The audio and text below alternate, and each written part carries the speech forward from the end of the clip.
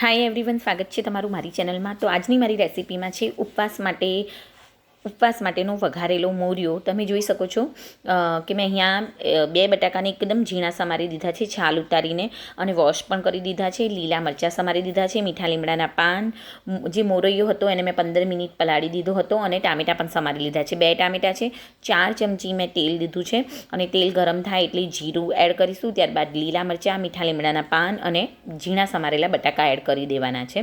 તમે જોઈ શકો છો. ત્યારબાદ અહીંયા મેં થોડું આદું છીણી લીધું છે, થોડુંક આદું પણ અડધી ચમચી જેવું છીણી અને એડ કરી દેવાનું છે. અને જે ટામેટાં 2 સમાર્યા હતા તે પણ એડ કરી દેવાના છે. અને અહીંયા છે સિંગદાણાનો ભૂક્કો. અહીંયા મેં સિંગદાણાનો ભૂક્કો 3 થી 4 ચમચી એડ કર્યો છે.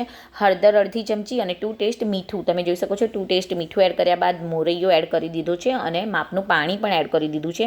અહીંયા મેં 1.5 ગ્લાસ જેટલું પાણી એડ કર્યું છે, અને 3 થી 4 સીટીમાં તમારો મોરૈયો ઉપવાસ માટેનો સરસ વઘારેલો બની જશે. અને મેં એને તળેલા લીલા મરચાં સાથે સર્વ કર્યો છે.